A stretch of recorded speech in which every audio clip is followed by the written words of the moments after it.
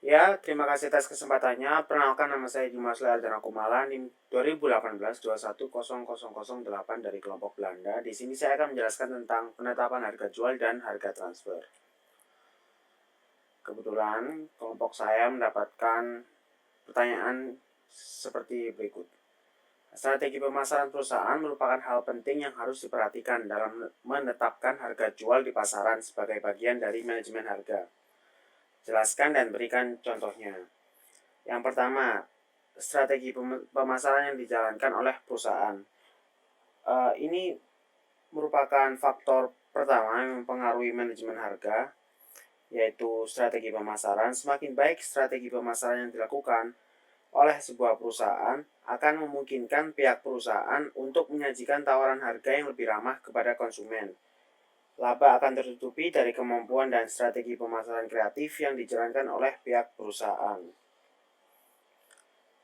Dan kreativitas tersebut merupakan modal untuk mampu bersaing lebih baik di tengah pasar. Contohnya seperti strategi pemasaran dari baju Billionaires milik Arif Muhammad. Dia menetapkan strategi pemasarannya itu seasonan, jadi nggak setiap desainnya itu ada semua, jadi seperti seasonan.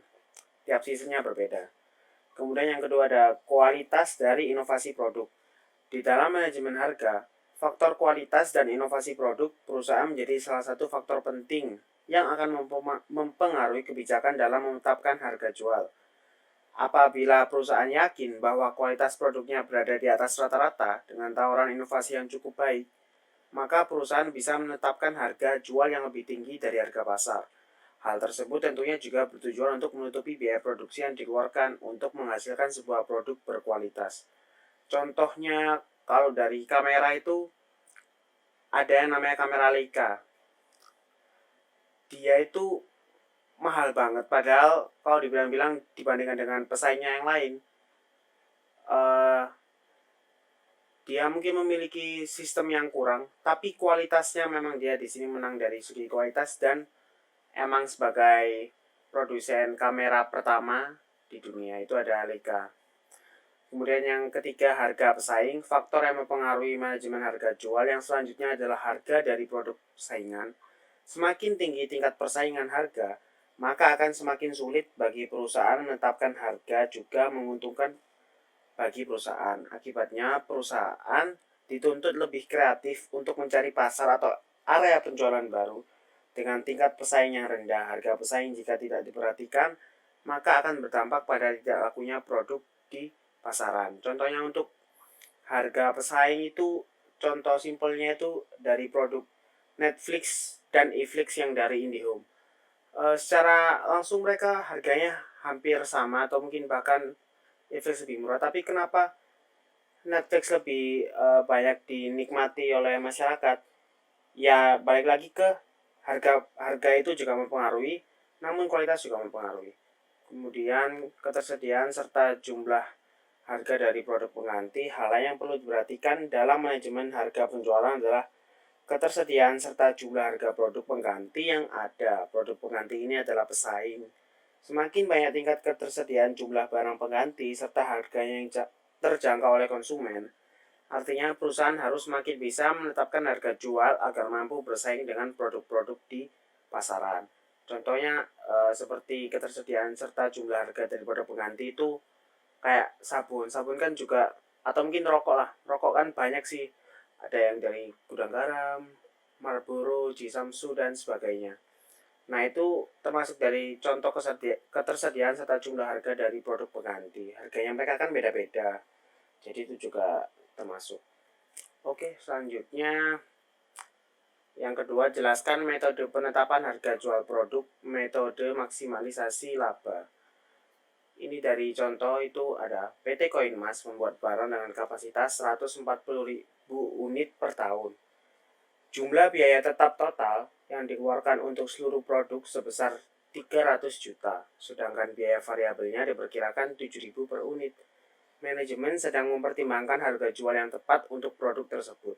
Bagi pemasaran, memperkirakan perubahan harga jual produk akan mempengaruhi secara langsung jumlah produk yang akan terjual. Seperti pada tampilan berikut ini. Harga jual 20.000, volumenya 20.000, 18.000, volumenya 40.000, 16.000, volumenya 60.000, 14.000, volumenya 80.000, 12.000, volumenya 100.000, 10.000, volumenya 120.000, 8.000, volumenya 140.000 unit. Kemudian, berdasarkan data di slide sebelumnya, manajemen PT Koinmas membuat tabel alternatif harga dan volume penjualan sebagai berikut. Harga dan volume sesuai yang sudah tadi. Kemudian nilai penjualan ini didapatkan dari mana? Didapatkan dari harga jual 20.000 dikali dengan volume unit 20.000 ketemu 400 juta. Begitupun seterusnya sampai di 8.000 dikali 140.000 ketemunya 1.120 juta. Kemudian untuk biaya variabel didapat dari mana? Didapatkan dari contoh dari soal tadi di mana 7.000 per unit. Kemudian dikalikan dengan volume unitnya. Jadi 20.000 dikali 7.000 ketemu 140 juta. 140 juta. Kemudian 40.000 dikali 7.000 ketemu 280 juta dan seterusnya sampai di 980 juta. Dan biaya tetap ini pun juga dari soal 300 juta. Semuanya sama. Kemudian tinggal menghitung laba rugi. Untuk laba rugi dihitung dari nilai penjualan, biaya variabel dan biaya tetap dikurangkan. Jadi nilai penjualan dikurangi biaya variabel dikurangi biaya tetap ketemu laba atau rugi. Jadi 400 juta dikurangi 140 juta dikurangi 300 juta ketemu minus 40 juta. Kemudian selanjutnya 720 juta dikurangi 280 juta dikurangi 300 juta ketemu 140 juta. Kemudian 960 juta dikurangi 420 juta dikurangi 300 juta ketemu 240 juta. 1.120 juta dikurangi 560 juta dikurangi 300 ketemu 260 juta. 1.200 juta dikurangi 700 juta dikurangi 300 juta ketemu 200 juta. 1.200 juta dikurangi 840 juta dikurangi 300 juta ketemu 60 juta. Kemudian 1.120 juta dikurangi 980 juta dikurangi 300 juta ketemu minus 160 juta. Nah, dari hasil laba rugi ini dapat kita simpulkan atau dapat kita ambil dari laba rugi yang terbesar. Jadi untuk kesimpulannya itu ada di 260 juta. Harga jual optimal yang dapat mengakibatkan perolehan laba yang maksimal adalah 14.000 per unit produk. 14. Kenapa kok 14.000? Karena diambil dari laba atau rugi yang terbesar, yaitu 260 juta. Kemudian yang soal pertanyaan ketiga, buat satu contoh soal dan pembahasan penetapan harga jual dengan metode yang sama, maksimalisasi laba.